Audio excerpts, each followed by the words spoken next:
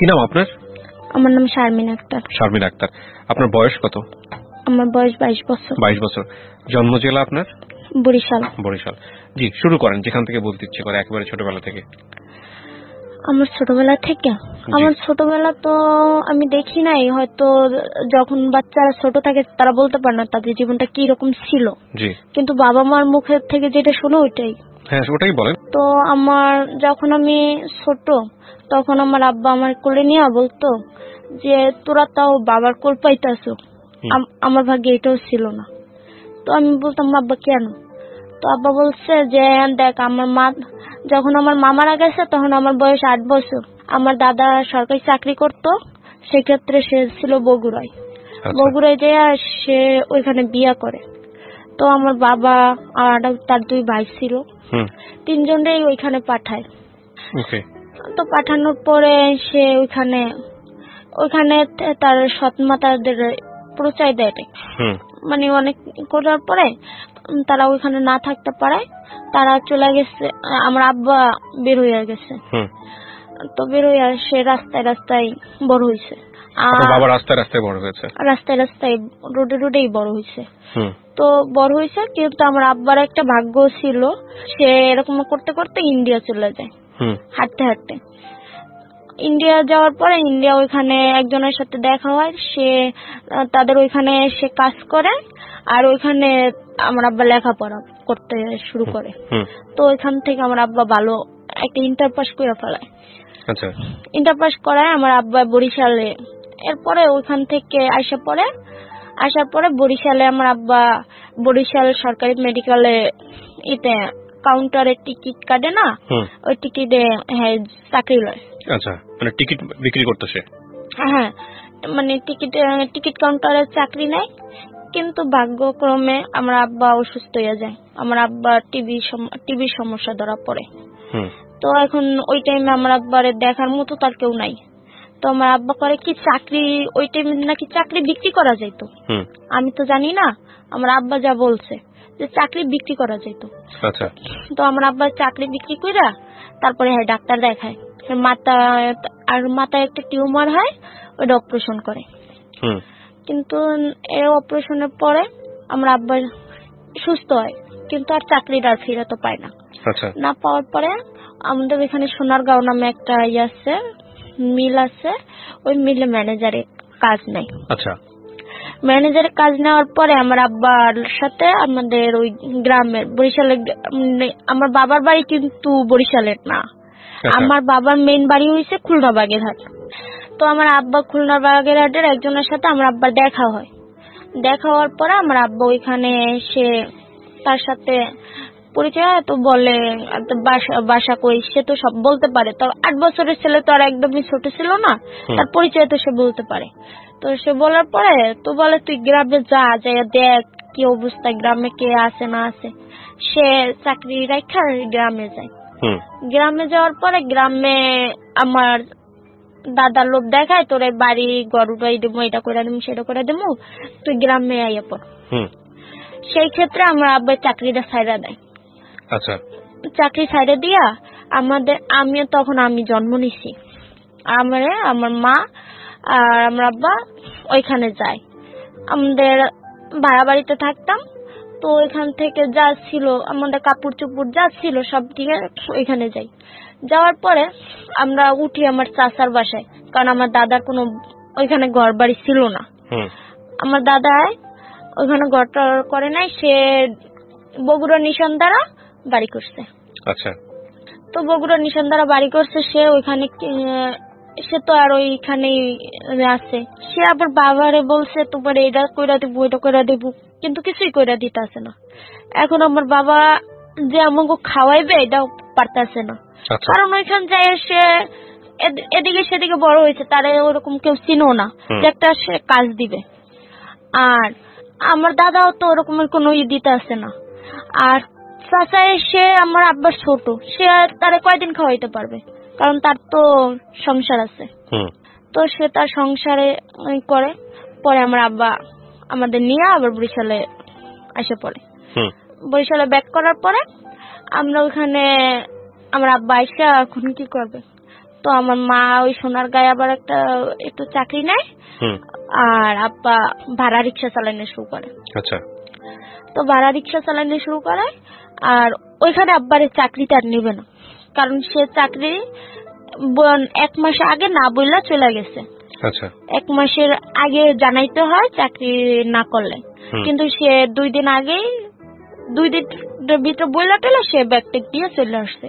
এতে তাদের সমস্যা হয়েছে, তারা আর নিবে না আব্বারে। এখন আব্বার তো কাজ নেই, এখন কি করবে?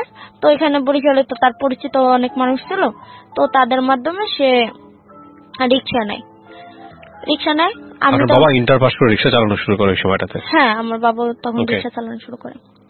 তো আমার বাবা যখন রিক্সা চালায়, তো আমার মা চিন্তা করে যে দেখতে আছে যে পারতে আছে না, বাসা ভাড়া দিয়া আব্বার দিয়া। আমার আব্বার কোনো, আলহামদুলিল্লাহ এই দিক দিয়ে আমি অনেক শুকরিয়া আদায় করি যে আমার আব্বার কোনো বাজে নেশা ছিল না।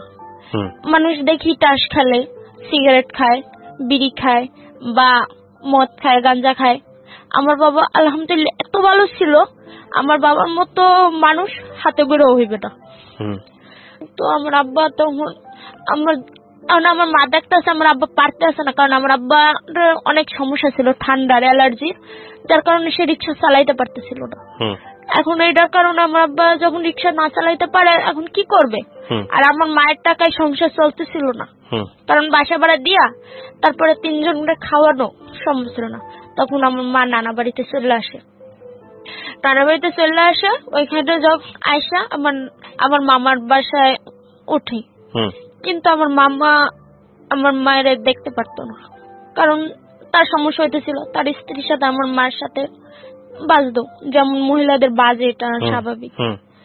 তো আমার মামা কি করে, একদিন আইসা ঘরের ভিতরে সব ফালাই টালাই দেয়। সব ফালাই দেয়, আমরা যদি ওই বাড়িতে থাকি তাহলে সে থাকবে না। আপনার বাবা বলে এটা? হ্যাঁ। এখন সে ছেলে, সে তো তারে তো আর ঘর দিয়ে বের করবে না, অবশ্যই আমার মার বের হইতে হইবে। তো আমার মা করে কি, আমাদের পাশের ঘরে একজন একটা হেরা বিল্ডিং করবে দেখে উৎসাহ দেয়, যেটা উৎসাহঘর বলে বা পাকঘর বলে, এরকম একটা পাকঘর দেয়। তো ওই পাকঘরে আমার মা কাকে তাহলে এই ঘরে আমরা যাই। এরা একটু দূরে থাকতো, এরা একটু অনেক টাকা পয়সার মালিক ছিল, তো অনেক ভালো ছিল। সে আমার মা ওই গেছে, কিন্তু ওই বাড়ির ভিতরে। এখন আমরা যদি ওই বাড়ির ভিতরেও থাকি তাহলে সে থাকবে না, আমার ছোট মামা তাহলে থাকবে না। এটা নিয়ে সে সালিশি ব্যবস্থা বসাইছে। আপনার সামনে কি এগুলো ঘটতেছিল? আচ্ছা, কোন ক্লাসে পড়েন তখন আপনি? আমি তখন, আমার বয়স কত, 6 বছর। আচ্ছা। আমার 6 বছর বয়সে, তো আমার এর ভিতরে কাহিনী আছে। আমি লেখাপড়ায় অনেক আগানো, 4 বছর আগানো। কারণ আমি যখন বাচ্চারা ক্লাস 1-এ ভর্তি হয়, আমি ক্লাস 1-এ ভর্তি হইনি, আমি অনেক ঘাটতারা ছিলাম। তো আমার একটা খালাতো ভাই ছিল, ও আপনার ক্লাস 4-এ পড়তো। আমি ক্লাস 1 থেকে যাই, আমি ক্লাস 4-এ ভর্তি হয়েছি। আমি ক্লাস 4-এ পড়বো, আমি 1-এ যাবো না, আমি ওর সাথে, ও যদি ক্লাস 4-এ পড়তে পারে আমিও ক্লাস 4-এ পড়বো। তো তখন আমার বয়স 7 বছর। আপনি যখন ক্লাস 4-এ পড়েন তখন আপনার বয়স 7 বছর? 7 বছর। জি। তো কি হলো, আপনাকে ওই বাসায় থাকতে দিচ্ছে না? এখন আমার ওই বাসায় থাকতে দিবে না। তো এখন আমার মা কি করবে? তো আমার মা কি করলো, আমার নানিরই আরেকটা জমি ছিল, একটা মানে ওটা আমার বড় মামার বাড়ি করবে, এই জন্য জায়গাটা রাখা দিছিল। এখন আমার বড় মামা বাড়ি করবে, ওইখানে তো আমরা যে আমার নানা আবার আরেক জায়গায় জমি নিয়ে মারামারি করছে, ওইখানে তারা দখলে যে বলে ঘরের জন্য, ওইরকম একটা ঘর তুলছিল। ওই ঘরটা আবার আমার মা ভাঙ্গায় না, ওইখানে ঘরটা করে। তো ঘরটা করার পরে এখন ওইখানে আমরা থাকতে শুরু করি। কিন্তু গ্রামের মানুষের তো কথা, মেয়ে কালো, জন্ম। এর ভিতরে আরেকটা কথা আছে, আমার বড় বোন মারা গেছে। আমার বড় বোন যখন জন্ম নেওয়ার পরে, আমার ওই যে ভাড়ার বাড়িতে থাকা অবস্থায় আমার নানার বাড়িতে বেড়াইতে আসে, তখন আমার নানা গাছ কাটে, ওই গাছের নিচে পড়ে আমার বোনটা মারা যায়। তো মারা যাওয়ার পরে এখন আমি সেকেন্ড মেয়ে, আর তারপর আমার আরেকটা বোন হয়। এখন আমরা 3 বোন। এখন মানুষ কথা শোনায়, মেয়ে একটা কালা, ছেলে জন্ম দিতে পারে না, মেয়ে জন্মায়, শুধু মেয়ে মেয়ে, এর ছেলে হইবে না, মানে নানা রকম কথা শোনায়। আর তার চেয়ে বেশি শুনে আমার আত্মীয় স্বজন। আমার আত্মীয় স্বজন অনেক, মানে আমার বাবার কষ্ট আমি কখনো দেখিনি। আমার বাবার চোখে আমাদের নিয়ে সমস্যা, কিন্তু পাড়া প্রতিবেশীর অনেক সমস্যা। এটা দেখে আমার আব্বা কি করে, মানে নিয়ে ঢাকা এসে পড়ে। আচ্ছা, আমারে নিয়ে ঢাকা এসে। আপনাকে নিয়ে নাকি পুরো পরিবার নিয়ে? না, শুধু আমারে নিয়ে আসে। কোথায় রাখে? আইনা। পরে আমাদের এখানে একটা ধর্ম বোন ডাকতো, ওর মাধ্যমে আমার আইনা ক্লাস 5-এ আপনার রামপুরা হাই স্কুল থেকে পরীক্ষা দেওয়ায়। আচ্ছা, আমি ফুরেই পরীক্ষা গ্রামে এখানে 5-এ পরীক্ষা দেন? 5-এ পরীক্ষা দিই। তো 5-এ পরীক্ষা দেওয়ার পরে আমি আমার আব্বার ছাড়া থাকতে পারতাছি না, কারণ আমার জীবনে আমার সবচেয়ে ভালো বন্ধুই আমার বাবা। আমার জীবনে আমার কোনো, একদম মন থেকে বলে, আমার কোনো ফ্রেন্ড সার্কেল নাই, কোনো ফ্রেন্ড নাই। আমার লাইফে একটা ছেলে ফ্রেন্ডও নেই, একটা মেয়ে ফ্রেন্ডও নেই। আমার জীবনে আমার ফ্রেন্ডই ছিল আমার বাবা, আর পরবর্তীতে মা। কিন্তু মায়ের সাথে আমি ওরকম শেয়ার করতে পারিনি। আমার জীবনে যা শেয়ার করছি সবই আমার বাবার সাথে। ওকে, তারপরে কি হলো? আপনাকে ভর্তি করাই দিল? তারপর? হ্যাঁ, তো আমার ওইখানে ভর্তি করছে। তো আমি আপনার বাবা তখন কি ঢাকায় থাকতো? না, আমার বাবা ঢাকা ছিল না। আপনাকে এখানে এরকম একটা অপরিচিত জায়গায় রেখে গেল আপনার বাবা? আমার বাবা অপরিচিত না, ওইখানে মানে তার ধর্ম বোন ডাকছে, তাদের বাসা আমরা আসতাম, বেড়াইতাম। আর আমার ওই ফুপি অনেক ভালো ছিল। আচ্ছা, আমি যে ক্লাস 5-এ পড়ছি, আমার ফুপি আমরা অনেক আদর সহকারে পড়াইছে আলহামদুলিল্লাহ। মানে হের মেয়ে ছিল না। আচ্ছা, মেয়ে ছিল না, তো আমার সে মেয়ের মতোই ভালোবাসতো। ওকে, আর আমার বাবা ওই জন্যই আমার এখানে আইনা ভর্তি করে, যেহেতু এরকম করে মানুষ বলে। তো আমার বাবা যতটুকু পারতো সাপোর্ট দিত, আর বাকিটা আমার ওই ফুপি দিত। ওকে, কিন্তু আমি এর ভিতরে আমি আমার বাবার সাথে থাকতে পারতেছিলাম না। আমি 6-এ যাই আবার গ্রামে ভর্তি হই। গ্রামে তালুকদার স্কুল অ্যান্ড কলেজ নাম করা স্কুলে, ওইখানে ওই স্কুলে আমার বাবা ভর্তি করে। আমার প্রথমে আমার মা বলে কি দিনার স্কুলে ভর্তি হয়, দিনার স্কুলে তো টাকা পয়সা কম লাগে। কিন্তু আমার বাবা কয় না, যদি লেখাপড়া আমার মায়ের আমি করাই, তাহলে একটা ভালো স্কুল থেকেই করাবো, যেন আমার মেয়ের জীবনে সফলতা অর্জন করতে পারে। এর মাঝে কি ঘটে, আমাদের ঘরের পাশেই, আমাদের যেহেতু আমাদের ঘরটা একদমই ভাঙাচোরা ছিল, ওরকমের দরজা ছিল না যে দরজা খোলা যায়, বাইরে থেকেও খোলা যায়, ঘর থেকেও খোলা যায়।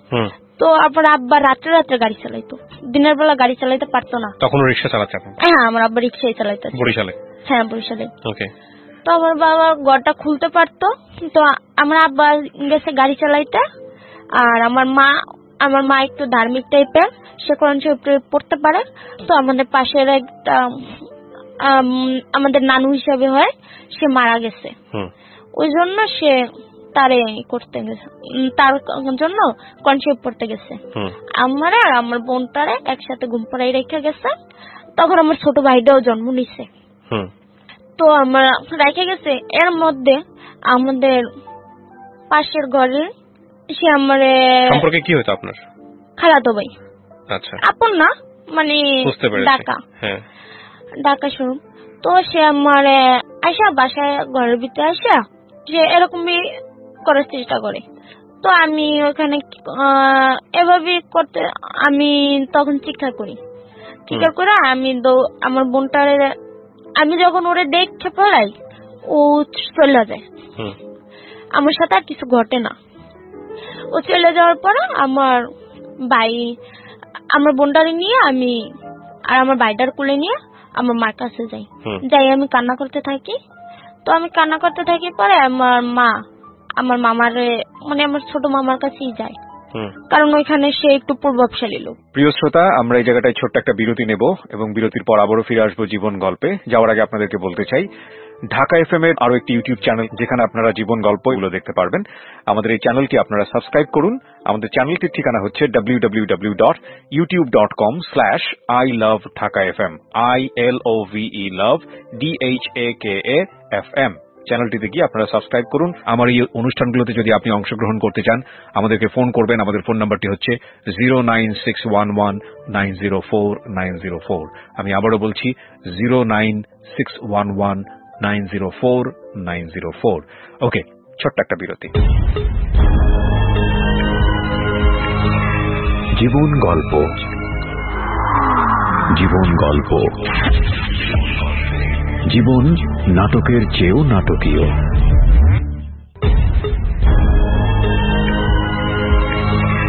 জীবন গল্প, জীবন গল্প, জীবন নাটকের চেয়েও নাটকীয়। Welcome back once again. প্রিয় শ্রোতা, আপনারা শুনছেন জীবন গল্প। আমি আরজে কিবরিয়া আপনার সঙ্গে রয়েছি। আমার এই অনুষ্ঠানগুলোতে যদি আপনি অংশগ্রহণ করতে চান আমাদেরকে ফোন করবেন। আমাদের ফোন নাম্বারটি হচ্ছে 09611904904। আমি আবারও বলছি 09611904904। ওকে, আমরা যেখানটায় ছিলাম তারপর ছোট মামার কাছে যায়, বলে হয়েছে কি করার আছে, মেয়ে এক তো কালা, তার উপরে আবার এইসব করলে বিয়ে দিবি কেমনে, তো তবু কি কোনো মান সম্মান নাই?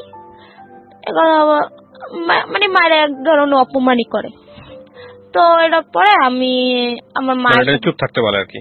হ্যাঁ, এক কথায় চুপ থাকতে বলে। তো আমার মা আসার পর আমার মা অনেক কান্না করে। কান্না করার পরে এরকমই যায় উঠে পরে এরকম। এখন আমার আব্বা এটা শুনে সে এখন বলতেছে, যদি আমার তো বড় কেউ নাই, আমি যদি এখন মারামারি করতে যাই তাও পারবো না, আর আমি যদি এখন পুলিশের ইতে যাই তাও টাকা আর নিজেরই মান সম্মান যাবে। এটা ভাইবা আমার আব্বা চুপ থাকে আর বলে ওর সাথে তো কিছু হয় নাই, যদি ধরে ইতে যায়, যদি এটা নিয়ে মেডিকেল টেস্ট হয় তাহলে তো কিছু আসবে না, আর কিছু তো হয় নাই। তো যা হয়েছে চুপই থাকো তোমরা। এরপরে আমি একটু বড় হইতে লাগি। বড় হওয়ার পরে আমার বাবা তো রিক্সা চালাইতেছিল। এখন আমাদের ঘরে আমরা 3টা ভাই বোন পড়ালেখা করতেছি, খাইতেছি, আমার বাবা সংসার চালাইতে পারতেছে না, কষ্ট হইতেছে। এই জন্য আমার মা মানুষের বাসায় ধান টান মলতো, ডাল তুলতো, গ্রামে যে কাজগুলা করে এসব করতো। তো এরকম আমার আপন খালার আবার অনেক জমি চাষ করে, তো তাদের অনেক ধান টান হয়। তো সেই ক্ষেত্রে আমার মা ধান মিলে রেখেছে। তো আমার মা ভাত খাই আসে নাই, মানে ভাত খাওয়াই তো দুপুরবেলা, আমার মা খাই আসে নাই। কি আমি আমার শারমিনের পাঠাই দেবো, তুমি ওরে খাওয়াইও, খাবারটা ওরে খাওয়াইও। বলার পরে আমার মা ওটাই করে, আমারে পাঠাই দিছে। তো আমি গেছি, আমার খালা আমারে ভাত দিছে। খালা ভাত দিয়া খালা কোথায় গেছে আমি জানি না। খালা হয়তো কোনো কাজেই গেছে, নয়তো বাইরে গেছে, যে কোনো কাজেই হোক আমি জানি না। কিন্তু তার একটা ছেলে বলি, তার ছোট ছেলে, আমার আপন খালার ছোট ছেলে, সে আমারে ঘরে ডাক দেয়। আমি বুঝি না, আমি কিছু বলতে পারিনি। সে আমারে করার চেষ্টা করে। হ্যাঁ, আপনি তখন তো ঢাকাতে থাকার কথা আপনার, আপনি বাড়িতে গিয়ে এগুলো হচ্ছে নাকি ঢাকাতে হচ্ছে? না, বাড়িতে। এই যে আমি যে ক্লাস 6 এর সময় চলে গেলাম। হ্যাঁ, আবার চলে গেলেন, এই কারণে বরিশালে এই জিনিসগুলো করতে। হ্যাঁ, বরিশালে। আমি তো 5 এর পরীক্ষা দিয়ে চলে গেছি। জি, তারপর তো আমি যখন এটা করলো, সে আমার সাথে এরকম করলো, তো আমি দৌড়াতে আমার মায়ের কাছে আসি। আইসা জানানোর পরে আমার মা ওই বাড়িতে আর যায় না, আর কিছু বলেও না, কারণ তার বোনের ছেলে, তার বোনের সংসারে সমস্যা হইবে এটা ভাইবা সেও কিছু বলে না। আর আমার বলে কখনো আর ওই বাড়িতে যাবা না, আমিও যাই না। এরকম যাইতে আছে। এর ভিতরে আমাদের ওই যে পাশের বাসায় বললাম, তার বড় ছেলে জানলা দিয়ে হাত দেয়। মানে এগুলো একের পর এক ঘটে যাচ্ছে আপনার সাথে? হ্যাঁ, জানলা দিয়ে হাত দেয়। তো ওই খাটে আপনি ঘুমাই, কিন্তু ওই দিন ভাগ্য করবে আমি ছিলাম না, আমার মা ওইখানে ঘুমাইছিল। আমার মা ঘুমাইছিল আর আমি আমার নানুর কাছে গেছিলাম। আর গ্রামের বাড়িতে গরম ওই টাইম ছিল বৈশাখ মাস, বৈশাখ জ্যৈষ্ঠ মাসে তো অনেক গরম, এই জন্য আমার মা জানলা খুলা পরে দিয়া সে ঘুমাইতেছিল, জানলা দিয়ে হাত দেয়।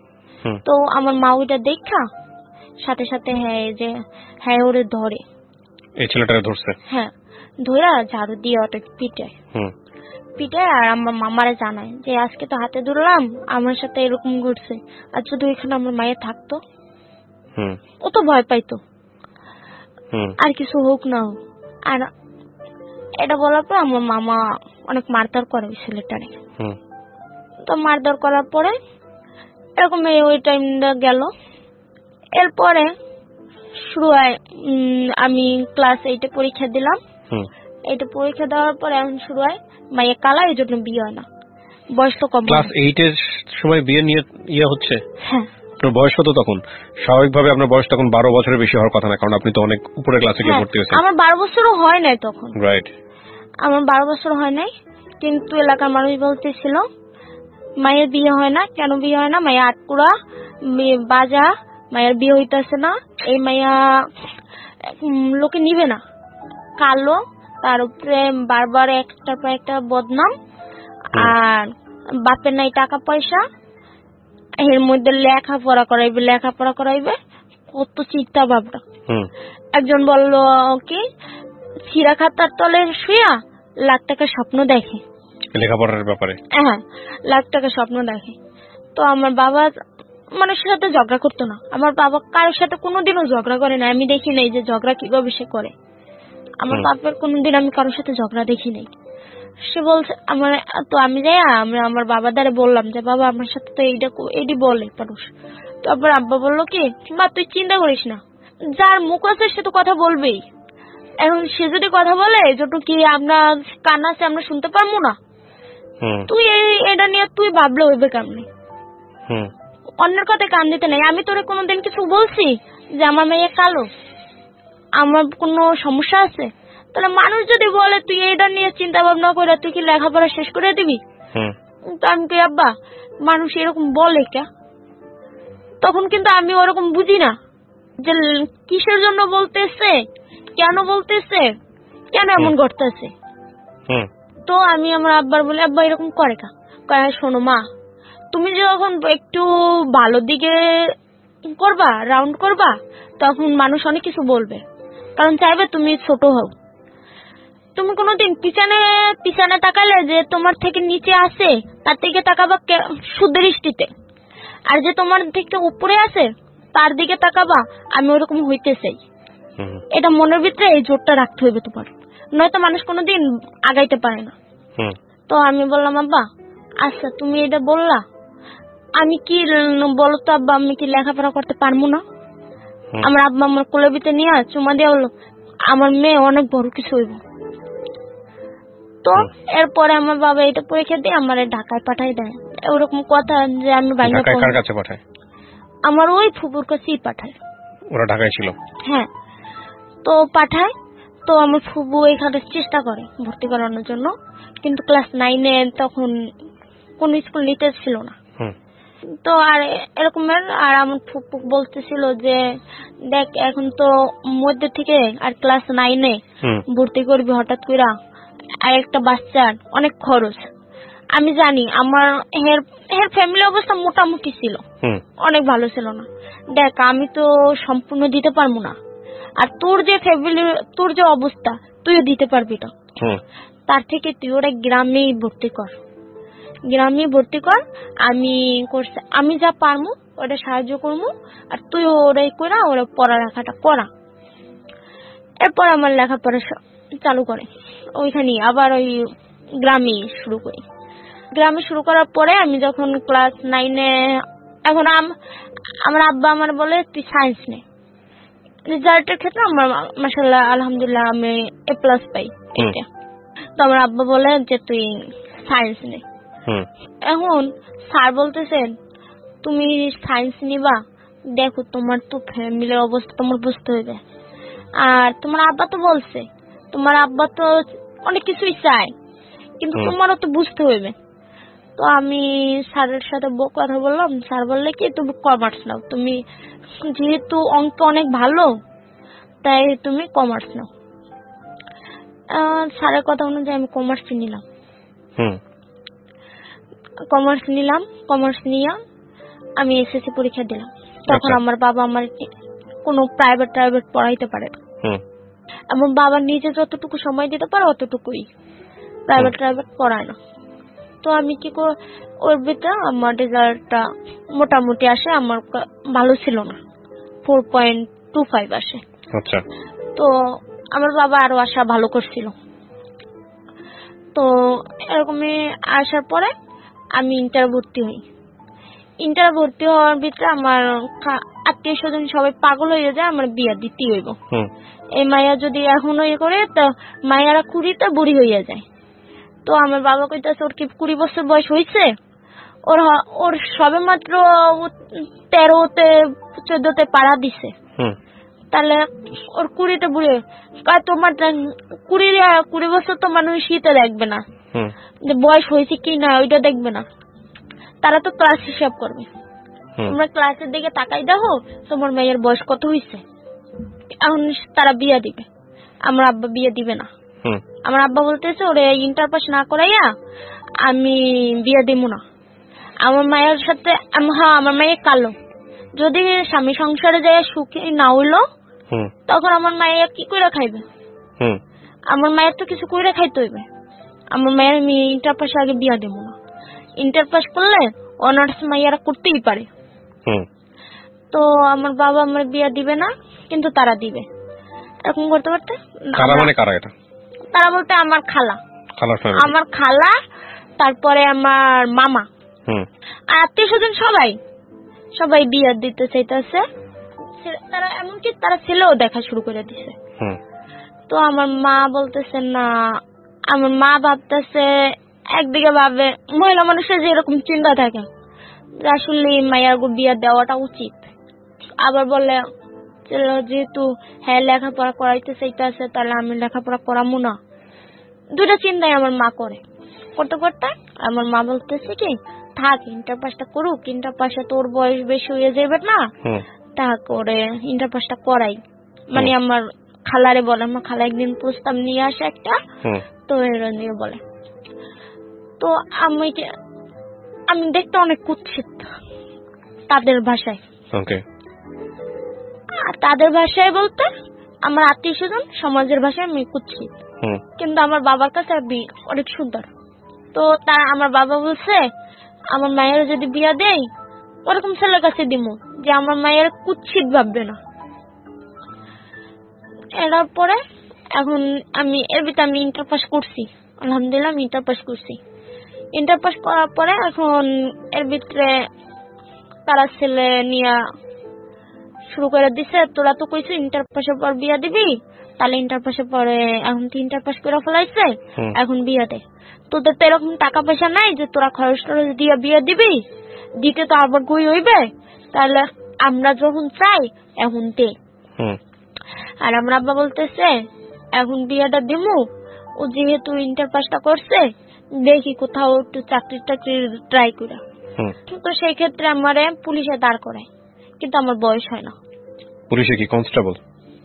হ্যাঁ, ওই যে এতে দাঁড়ায়, মাঠে দাঁড়ায়। আমি মাঠে দাঁড়াই, তো আমার হয় না বয়সের কারণে। আর আমি অনেক চিকন ছিলাম, আমার ওজন ছিল না, আর আমার বয়সের কারণে মূলত হয় না হওয়ার পরে কিছুদিন পরে আবার ট্রাই করি। তখন আমার মানে ওই অনুযায়ী স্কুল সার্টিফিকেট অনুযায়ী আমার বয়স তো বেশি দিয়ে দিচ্ছে, তো ওই যে ওই অনুযায়ী তখন আমার বয়সটা হয়। আর আমি এটি করার পরে তো আমি দাঁড়ানোর পরে আমি সব দিক দিয়েই হয়েছে। ইন্টারভিউ দিতে যাওয়ার আগে আমাদের একজন পরিচিতই সে বলছে শুধু পরীক্ষা দেওয়াবি, আগে ভাব 7 লাখ টাকা দিতে পারবি। এখন আমার আব্বা বলতেছে 7 লাখ টাকা আমি কই পাবো? তো পরে দেখি, আগে তো পরীক্ষাটা দেখ। তা আমি পরীক্ষা দেই, আলহামদুলিল্লাহ আমি পরীক্ষা পাশ করি। তারা আমারে ওইখানে নেয়, ডাকার পরে আমার আব্বারও ডাকে। তারা কিন্তু ফলাফলটা ওইভাবে করে না, সার্কুলার করে না। আচ্ছা, মানে আমাদেরকে জানানো যে যারা যারা পাস করছে, ওখানে যারা যারা অ্যালাউ হয়েছে ইন্টারভিউতে, তাদেরকে ডাকছে, দেখে কে কত ঘুষ দিতে পারবে। বুঝতে পারছি। ঘুষ অনুযায়ী তাদের চাকরি, তাদের রেজাল্ট সার্কুলার করবে। তো আমাদের ডাকার পরে আমার বাবার কাছে 8 লাখ টাকা ঘুষ দাবি করে।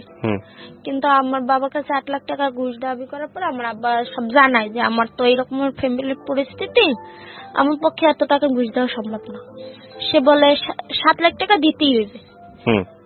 তখন ওপর আব্বা এসে পড়ে, 7 লাখ টাকা তো তার পক্ষে দেওয়া সম্ভব না। তখন আমার আর চাকরি হয় না। তখন আমারে এখন এরা আত্মীয় স্বজন আরো চান্স পেয়ে গেছে যে চাকরি তো হইবেই না, চাকরিও দিতে পারবি না, বিয়ে কেন দিবি না, বুড়ি বেটাবি এরকম বলতেছে। এখন আমার আব্বাও কোনো কিছু না বললা, আমার আব্বা বলতেছে না বিয়ে দিব না, বিয়া পরে দিব, আগে আরো ট্রাই করি, চাকরির জন্য তো ট্রাই করতে হইবে, একবারই যে চাকরি হবে এমন তো কথা না। তো আমার আব্বা এরকম করার পর আমার আব্বার ঘাট বেকা করে রাখছে, বিয়ে দিবে না। যে গাড়ি চালাইতো, ওই যে রাত্রে গাড়ি চালায়, ওই দিনের বেলা গাড়ি চালাইতে গেছে। আমি তখন টিউশনি শুরু করছি, আমি ক্লাস 10 থেকেই টিউশনি করানো শুরু করছি। আচ্ছা, তো আমি ওই টাইমে আমি পড়াইতে যাই। তখন কি আপনি মানে কি বলে ঢাকাতেই? না, আমি তো ইন্টার করছি গ্রাম থেকে। ওকে। তো আমি পড়াইতে যাই, ওইখানে আমার বোন রে আমার খালা এসে পাঠাই দেয় যে ওরে ডাইকা আন। এখন আমার কেন ডাইকা আনবে, ওর কাছেও বলে না, সে আইসা বাসায় বসা বলে কি ওরে ডাইকা আন। তো এর আগে একদিন আমারে নিয়ে বরিশাল শহরে গেছিল, সে তার ডিপিএস এর টাকা তোলার জন্য। তো আমি ভাবলাম ওই জন্য নিই, ওই টাকাটা তুলতে পারে নাই, বলছে পরে ফোন দিবে, তারপরে এসে টাকাটা নিয়ে যায়। তো আমি ভাবলাম যে ওই জন্য মনে হয় ডাকছে, তো আমি তাড়াতাড়ি গেছি। প্রিয় শ্রোতা, আমরা এই জায়গাটায় ছোট্ট একটা বিরতি নেব এবং বিরতির পর আবারও ফিরে আসবো জীবন গল্পে। যাওয়ার আগে আপনাদেরকে বলতে চাই, ঢাকা এফএম এর আরো একটি ইউটিউব চ্যানেল যেখানে আপনারা জীবন গল্প এবং সিক্রেটস অনুষ্ঠানের ভিডিওগুলো দেখতে পারবেন। আমাদের এই চ্যানেলটি আপনারা সাবস্ক্রাইব করুন। আমাদের চ্যানেলটির ঠিকানা হচ্ছে www.youtube.com/ilovedhakafm ILOVE love DHAKAFM। চ্যানেলটিতে গিয়ে আপনারা সাবস্ক্রাইব করুন। আমার এই অনুষ্ঠানগুলোতে যদি আপনি অংশগ্রহণ করতে চান, আমাদেরকে ফোন করবেন। আমাদের ফোন নাম্বারটি হচ্ছে 09611904904। আমি আবারও বলছি 09611904904। ওকে, ছোট্ট একটা বিরতি। জীবন গল্প, জীবন গল্প, জীবন নাটকের চেয়েও নাটকীয়।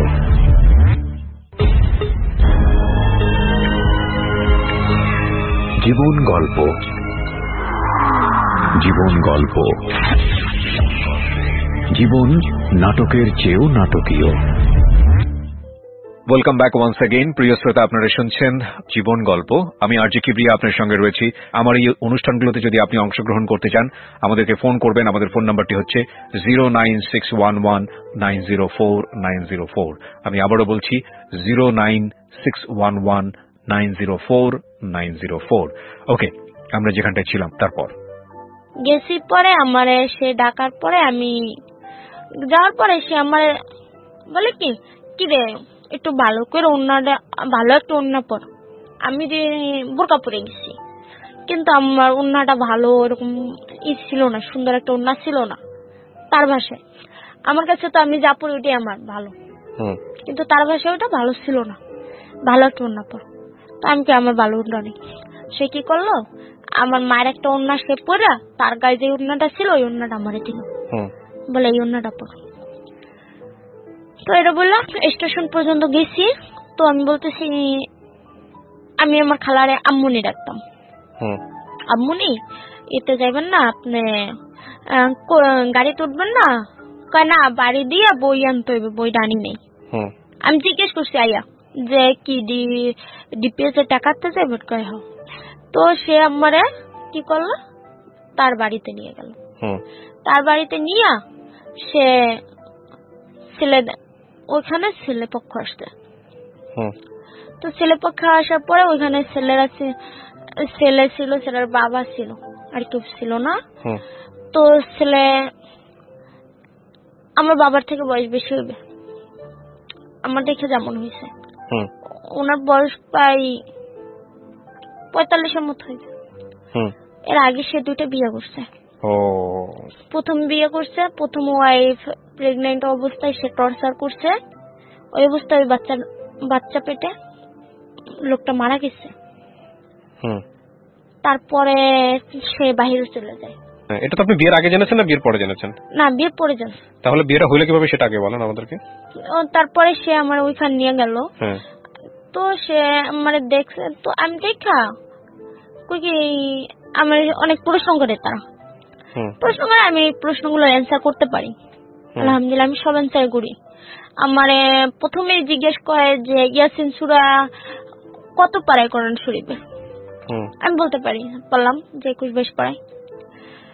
তো এরকম করার পরে আমার তারা আরো অনেক নানা রকম প্রশ্ন করতে থাকে, হাঁটাইয়া দেখে, এসব করে।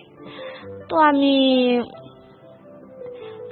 আমি এবার ওইখান থেকে বের হইয়া আমার খালার দিয়ে, খালা কি শুরু হয়েছে? তোরে দেখতে আসছে। আমি কই তার ছেলে কই? কয় ওই যে মাস্ক পরা ওইটা। আমি কই দি বুড়া কাকু। তো আমি যখন বলি বুড়া কাকু, আমার খালা বলে যা কপাল যারে যে নেন দে তারই সে পেন্দে। মানে কেন বলে আমি জানি না, সে বলছে যারে যে নেন দে তারই সে পেন্দে। ওকে, আচ্ছা, হ্যাঁ, তারপর? তো আমি বলি কে আম্মুনি, আপনি এটা বললেন কে? তো এরপর আমার বিয়ে হয়ে যায়। ওখানে বিয়ে হয়ে যায়? আপনার বাবা মা রাজি ছিল জানলো পরে? না, আমার বাবা তো জানেই নাই, ওইখানে জানে না। না জানলে আপনার বিয়ে না, বাবাকে না জানাই বিয়ে দিয়ে দিল? হ্যাঁ, আমার বাবা তো ওইখানে ছিলই না, কারণ আমার বাবা গেছে গাড়ি চালাইতে। আর আমার মা ওর ভিতরে একটা চাকরি নেই, কিসে, যে আপনার একটা কারেন্টের যন্ত্রপাতি যে তৈরি করে না, ওইগুলো প্যাকেট করতে। আপনার মাও ছিল না ওখানে? না, আমার মা ছিল না। আপনি রাজি হইলেন কেন? আমি তো রাজি ছিলাম না। তাহলে বিয়ে হয় কিভাবে? তাদের কবুল নাকি ফ্যামিলির কেউ বললেই হয়। মানে আপনি কবুল বলেন নাই, ফ্যামিলির লোকজন কবুল বলছে? ফ্যামিলির একজন বললেই নাকি হয়। কি হয়েছিল ঘটনাটা একটু বলেন তো? তো আমার কবুলের ঘটনাটা কিভাবে হয়েছে? আমি যে বলছি, ওই যে বললো যে নেন্দে দেন তারই সে পেন্দে।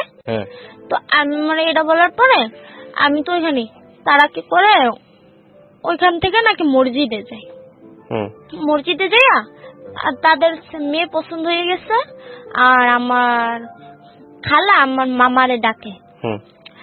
তারপরে ওইরকম করে মানে আমার তো আর কেউ ওইখানে, আমার কাছের মানে মা নাই বাবা নাই আর কি। তো তারা ওইভাবে ওইখানে সরা করে ফেলে, সরা করে আর কাবিন করে। তো সরা কাবিন করে ওই দিয়ে তুলা দিবে। আপনার বাপ মা ছাড়া এই ঘটনা করতেছে, মানে আপনাদের খালাদের কি আপনাদের পরিবারের উপরে এত প্রভাব ছিল যে ওনারা অন্য একজনের মেয়েকে না ডেকে না জেনে বিয়ে দিয়ে দিতে পারে? আর ওরাও যারা বিয়ে করতে আসছে ওরাও এভাবে বিয়ে করবে? এটা অবিশ্বাস্য না বিষয়টা? কারণ ওর তো 2টা বিয়ে হয়েছিল। সেটা থাকুক, তারপরেও তো বাপ মা ছাড়াই বিয়ে করা তো ক্রাইম। তারা তো তাদের কাছে তো ওই যে তার 2টা ছিল, তৃতীয় বিয়ে করবে। মসজিদে গিয়ে এটা করতেছে আপনাকে জানাই নাই? না, আমি জানতাম না। তাহলে আপনি কিভাবে বুঝলেন যেটা আপনার বিয়ে হয়ে গেছে? আমি তো জানি না। আচ্ছা, আমি তো বলতেছি এটা, আমি তো জানি না যে আমার বিয়ে হইতেছে, এটা কি হইতেছে। আমি তো বাড়িতে, আমার খালার বাড়িতে, আর ওরা মানে মসজিদে গেছে, আর আমার মামা মসজিদে আসছে। মসজিদে বসে তারা ওরভাবে যে সরা কাবিক বলে ওটা করছে, ফ্যামিলির কেউ একজন বললেই নাকি হয়।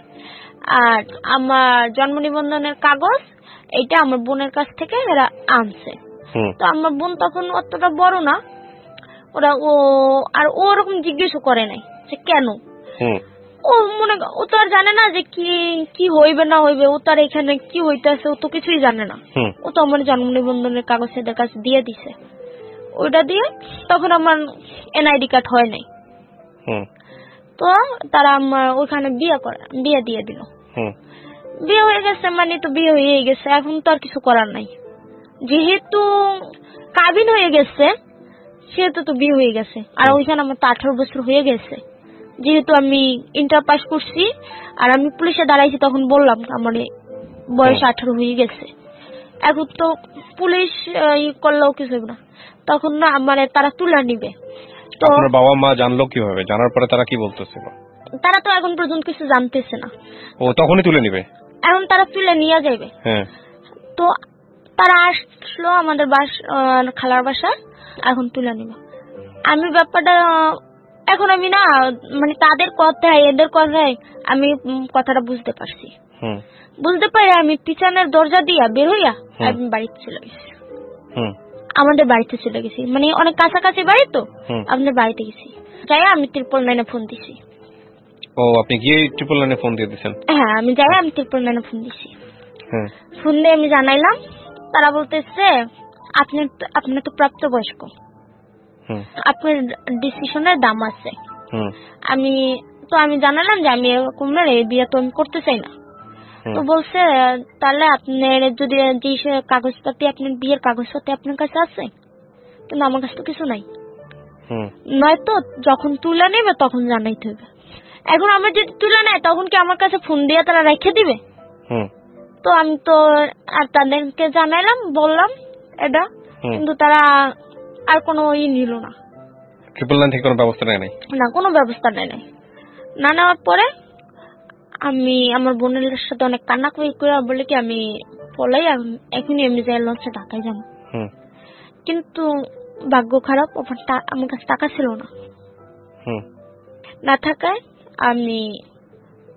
আমার মা বাবা আসে, আসার পরে আবার আব্বা চিল্লাচিল্লি করে, সে কেউ জানে না